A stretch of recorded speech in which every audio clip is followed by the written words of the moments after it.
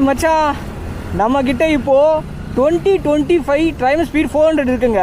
2025 model. ஆனால் வண்டி வந்து செம புதுசு. இங்கே பாருங்களேன். ஜஸ்ட்டு என்னடா இன்ஜின் ஆஃப் இருந்தால் காட்ட மாட்டிங்களா? 5895 தான் மச்சான் ஓடி இருக்கு. டேங்க் ஃபுல் பண்ணிட்டோம். இங்கே பாருங்கள். ஓகே, இங்கே பாரு மச்சான், சும்மா பெட்ரோல் தழும்பு இருக்கா? டேங்க் ஃபுல் பண்ணிட்டோம் மச்சான். ட்ரிப் 1 வந்து இது பண்ணிடுவோம். ட்ரிப் 1 வந்து 93 ஓடி இருக்கா, அதை ரீசெட் பண்ணி விட்ருவோம். ஓகேங்களா? இது ஏன் ரீசெட் பண்ணுறோம்னா அப்புறம் மச்சான் நம்ம மைலேஜ் டெஸ்ட் பண்ண முடியும். அதெல்லாம் ரீசெட் பண்ணிட்டோம். இப்போ நம்ம இங்கே பாருங்கள், இது வந்து ரீசெட் பண்ணிடலாம். வாங்க 22 இருக்குது, ரீசெட் பண்ணி விட்ருவோம். ஓகேங்களா? இப்போ வந்து டிஸ்பிளேல இருக்க மைலேஜையும் வந்து நம்ம ரீசெட் பண்ணிட்டோம். நெக்ஸ்ட்டு நம்மளோட ட்ரிப் 1 ரீசெட் பண்ணிட்டோம் மச்சான். ஓகேங்களா? இப்போது தாம்பரத்தில் இருக்க ட்ரைம் ஷோரூம் போகிறோம் மச்சான். அங்கே போயிட்டு லேட்டஸ்ட்டு 350 இருக்குல்ல, அதை வந்து என்ன பண்ண போகிறோம், ரவுண்டு ஓட்டிகிட்டு வர போகிறோம். வாங்க போவோம். ஹேய் ஹேய், ஆஹா முறுக்க வேணாம், அப்போ மைலேஜ். வாங்க போவோம்.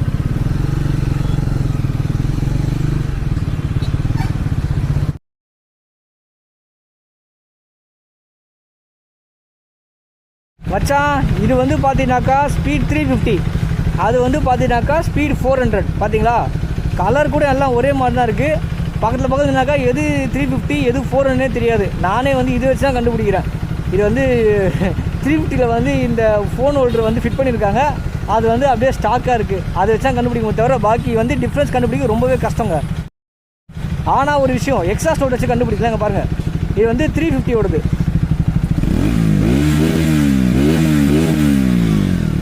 ஓகேங்களா? இது வந்து பார்த்தீங்கன்னா 400 எக்ஸாஸ்ட் ஹோல்டர் பார்த்துடலாம்.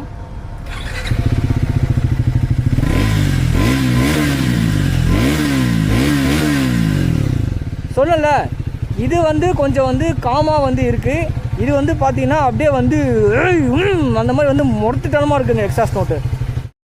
Thanks for time Tambaram. இந்த டெஸ்ட்டு கொடுத்து எனக்கு வந்து நீங்கள் வந்து உதவி பண்ணுறது ரொம்ப ரொம்ப நன்றி. அடுத்த வாட்டி வந்து பார்த்தீங்கன்னா ஸ்பீடோமீட்டரில் மட்டும் கொஞ்சம் ஸ்பீடு மட்டும் கனெக்ட் பண்ணி கொடுங்க. ரொம்ப கஷ்டமாக இருக்குங்க எனக்கு. ஓகே மச்சான், உங்களுக்கு ஏதாச்சும் வண்டி வேணும் அப்படின்னாக்கா இந்த தாம்பரம் ட்ரைம் ஷோரூம் வந்து ட்ரை பண்ணி பாருங்கள். நம்ம பேரை சொல்லுங்கள். அப்புறம் அடுத்த வாட்டி நம்ம வண்டி கேட்டால் நம்மளுக்கு தருவாங்க. நம்ம அப்படி தான் சொல்லி வண்டி எடுத்துருக்கோம். என் பேரை சொல்லி ஒருத்தர் 2 பேர் வந்து கேட்பாங்க அப்படின்னு சொல்லி கேட்டிருக்கேன். வந்து என் மானத்தை காப்பாற்றிரு மச்சான். ஓகேவா?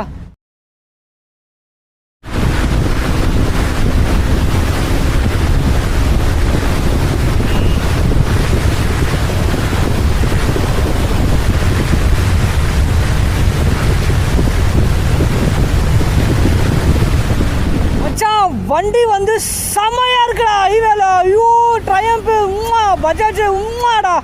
என்னன்னா இதுக்கு முன்னாடி மாடல் ரிவ்யூ போட்டிருப்பேன். அது வந்து ஹைவேல இந்த அளவுக்கு எனக்கு ஸ்டேபிளாக இல்லை. கார்னரிங் வந்து இந்த அளவுக்கு ஸ்டேபிளாக இல்லை.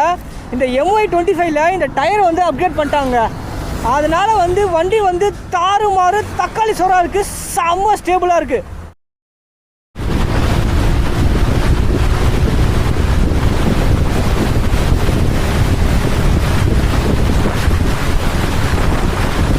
மச்சான் ஒரு சின்ன பிரச்சனைடா. இதை வந்து நானே எக்ஸ்பெக்ட் பண்ணல. அதனால் வந்து கொஞ்சம் வந்து வீடியோவே சொதப்பிச்சு. நான் வந்து வீடியோ வேறு மாதிரி பிளான் பண்ணியிருந்தேன். இதில் 0 to 100 எவ்வளோ நேரம், அதில் 0 to 100 எவ்வளோ நேரம், ரெண்டுமே சைட் பை சைடாக காட்டலான்னு பார்த்தேன். ஆனால் இதில் என்ன பண்ணிட்டாங்கன்னா ஸ்பீடோமீட்டரை கட் பண்ணிட்டாங்க. டாப் ஸ்பீடு வந்து பார்த்தீங்கன்னா பெருசாக ஒன்றும் வித்தியாசம் இல்லை. நேற்று அந்த வண்டியில் நம்ம என்ன ஸ்பீடில் போகணுமோ கிட்டத்தட்ட இந்த வண்டியும் அதே மாதிரி தான் மச்சான் போகிற மாதிரி எனக்கு ஃபீல் இருக்குது. நம்மளுக்கு ஸ்பீடோமீட்டர் தெரியணும், நமக்கு அந்த ஃபீல் தெரியும் பார்த்தீங்களா? அந்த ஃபீல் வச்சு சொல்கிறேன். அதே ஸ்பீடெலாம் போகிற மாதிரி இருக்குது. மற்றபடி இந்த சஸ்பென்ஷன்லாம் அதே தான், பிரேக்லாம் அதே மாதிரி இருக்கும்போது எல்லாமே சேம் தாங்க. ஆனால் இது டெஸ்டே வண்டினால இந்த பிரச்சனையான்னு தெரியல. நேற்று ஓட்டின ஸ்பீட் 400 செம்ம ஸ்டேபிளாக இருந்தது. இது வந்து லைட்டாக வாவல் ஆகுது, நல்லாவே தெரியுது. ஆனால் என்னென்னா ஹைவேல எனக்கு ஸ்பீடு 400 விட ஸ்பீட் 350 தான் ஓட்ட பிடிச்சிருக்கு. சவுண்டு வேறு மாதிரி இருக்குங்க.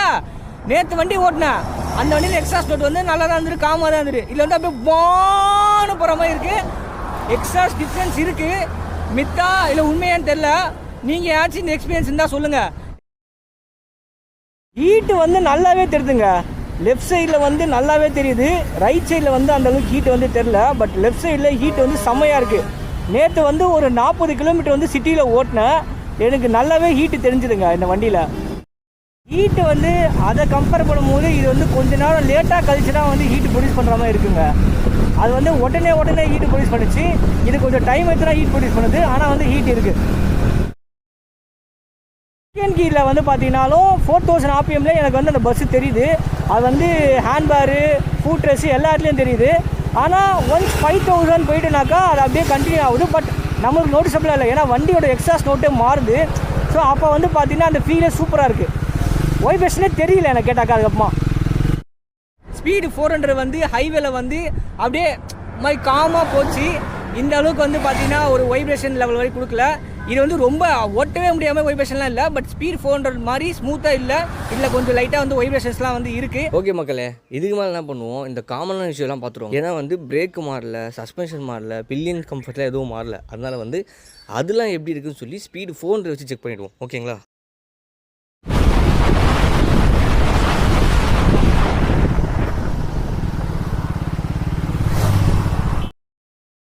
பிரேக்கு தாறுமாறாக இருக்குது மச்சான். நான் சொன்னேன்ல, பிரேக்கு சப்பையாக நிற்குது. இது வந்து வெறும் பிரேக் மட்டும் தான் பிடிச்சோம். இப்போ கிளச்சு பிடிச்சி டவுன் பண்ணிட்டே இருக்கும்போது பிரேக் எப்படி இருக்குன்னு பார்த்துடலாம் வாங்க.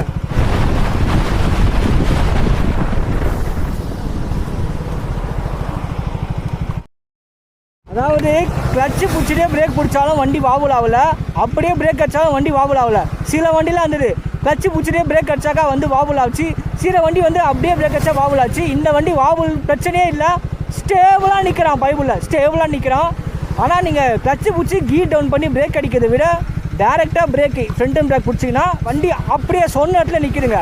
பிரேக்கிங்கு தாறு மாறு. என்னடா ஜனா இந்த வண்டியை பற்றி புகழ்ந்து பேசுறியே, இந்த வண்டியில் ட்ராபேக்கே இல்லையாடா அப்படின்னு கேட்டிங்கன்னா வண்டியில் ட்ராபேக்கு இருக்குங்க. என்ன ட்ராபேக்னா, நேற்று என்ன பண்ணேன், நான் இங்கே உக்காந்துக்கிட்டேன். இங்கே வந்து பார்த்தீங்கன்னா என் பேகு, என் ஆஃபீஸ் பேக்கு போட்டுக்கிட்டேன். அதில் லேப்டாப்பு அது இது நிறைய இருந்தது. பின்னாடி என் ஒய்ஃப் உட்கார இடமே இல்லைங்க. அவங்க என்ன பண்ணானாக்கா உட்காந்துட்டு பயந்துக்கிட்டே வந்தாங்க. ஏன்னா வண்டி கொஞ்சம் வந்து இனிஷியல்லேருந்து பிக்கப் எடுக்கிறதுனால அப்படியே கீர் மாற்றி கொஞ்சம் இது பண்ணாலே அப்படியே புல் நடக்குது. அந்த புல் நடக்கும்போது இவங்க கொஞ்சம் வந்து அப்படியே பின்னாடி போகிறாங்க. ஆனால் பயந்துகிட்டே உட்காந்துனாங்க. இங்கே பேக் ரெஸ்ட் போட்டாலும் இங்கே உட்காரதுக்கு பில்லியனுக்கு ஒரு பேகு மாட்டினா என்னாச்சும் பண்ணானா இங்கே வந்து ஸ்பேஸ் இருக்காது. ஸோ நான் பார்க்குற நெகட்டிவ் இந்த வண்டியில் வந்து பார்த்தீங்கன்னா பில்லியனுக்கு ஸ்பேஸ் வந்து அந்த அளவுக்கு இல்லைங்க.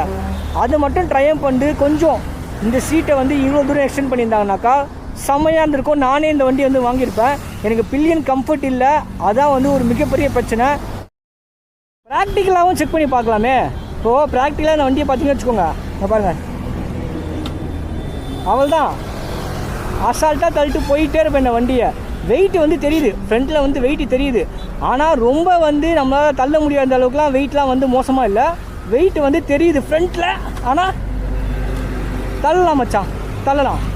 நெக்ஸ்ட்டு என்னென்னா, இப்போ நீங்கள் செயின் லூப் பண்ண போனீங்கன்னா வண்டியை வந்து புல் பண்ண முடியுதான் பார்ப்போம். அவள் தாங்க இப்பயும் வந்து வெயிட் ஃபீல் ஆகுது, தக்கையாக இல்லை. ஆனால் டாமினா 400 அளவுக்கு வெயிட் இல்லை, வண்டி வந்து புல் பண்ணுற மாதிரி தான் இருக்குது. அடுத்தது என்னென்னா, இந்த வண்டியில் பின்னாடி பில்லியனால் ஏறி உட்கார முடியுதான் பார்ப்போம். பாருங்கள், இவ்வளோ இடத்துல இருக்குது. இப்போ நிப்பாட்டி வச்சுக்கோங்க, என் முட்டி வந்து முட்டிக்கு கீழே இருக்குங்க இந்த ஃபுட் ரெஸ்ட். ஓகேங்களா, ஏறி உட்கார முடியுதான் பார்ப்போம். ஏறி உட்காரலாம். ஆனால் ஓகே, நம்ம சொன்னது தான், கம்மி ஸ்பேஸ் இருக்குது. பட் அம்மாவால் ஏறி உட்கார முடியும்னா ஏறி உட்கார முடியுங்க. என் முட்டிக்கு இந்த இடத்துல இருக்குது. ஸோ இவ்வளோ தூரம் அவங்களால கால் தூக்க முடிஞ்சால் இதில் ஏறி உட்காரலாம். ஆனால் என்ன, நீங்கள் இங்கே கொஞ்சம் நசுங்கிட்டே வருவீங்க. எத்தனை இடத்துல ட்ரையம் பண்ணி ரிஜிஸ்டர் பண்ணிக்கலாம் பார்த்துடலாமா வாங்க. 1 வேறு 2 அடுத்தது 3 4 இங்கே 1 5 6 7 நெக்ஸ்ட்டு பாருங்க 8 9 10 11 வேற எங்கேயும் சிஸ்டம் பண்ணியிருக்கானா 12 பா 13 இங்கே வேற 13. ஏப்பா மச்சான், எங்கேயாச்சும் மிஸ் பண்ணிட்டேன்னா நீ கொஞ்சம் சொல்லு மச்சான். 13 இடத்துல ட்ரையம் பண்ணி ரிஜிஸ்டர் பண்ணியிருக்காங்க.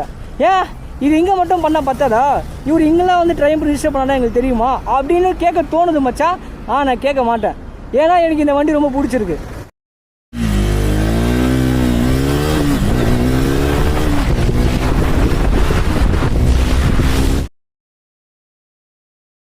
ஸ்பீடு 400 வந்து வைப்ரேஷன் வந்து கம்மியா இருந்துருங்க. அந்த 4500 RPM மட்டும்தான் வைப்ரேஷன் தெரிஞ்சது. அதுக்கப்புறமா வண்டியில வந்து நோட்டீஸ் பண்ற அளவுக்கு வைப்ரேஷன் வந்து தெரியல. இது வந்து ஸ்பீடு 400. ஆனா ஸ்பீடு 350 வந்து பாத்தீங்கன்னா அந்த வைப்ரேஷன் வந்து நல்லாவே வந்து தெரியுதுங்க. இது வந்து ஒண்ணு. அதுக்கும் ரொம்ப மோசமாலாம் இல்ல. ஸ்பீடு 400 கம்பேர் பண்ணும்போது 350 வந்து வைப்ரேஷன் வந்து தெரியுது. இதுல டார்க் டிஃபரன்ஸ் கம்மியா இருக்கு தெரியுதான்னு கேட்டீங்கன்னா தெரியுது. நம்ம நல்லாவே வந்து நோட்டீஸ் பண்ண முடியுதுங்க. இது ஒரு விஷயம். அடுத்து வந்து பாத்தீங்கன்னா எக்ஸாஸ்ட் நோட்டு. ஸ்பீடு 400 வந்து ஹைவேல வந்து கொஞ்சம் வந்து காமா போற மாதிரி இருந்து எக்ஸாஸ்ட் நோட் சொல்றேன். எக்ஸாஸ்ட் நோட் காமா போற மாதிரி இருந்து. ஆனா இந்த வண்டி வந்து பாத்தீங்கன்னா எக்ஸாஸ்ட் நோட் வந்து பிளாஸ்டா இருக்குங்க. அது வந்து இனிஷியலா நல்லா இருந்தாலும் போக லைட்டா இரிட்டேட்டிங் ஆகிற மாதிரி இருக்கு. பட் இது வந்து பர்சன் டு பர்சன் மாறும். என்னோட பர்சனல் ஒப்பீனியன் சொல்றேன். அது காமா போச்சு. இனிஷியலா எனக்கு வந்து பிடிச்சிருந்தது.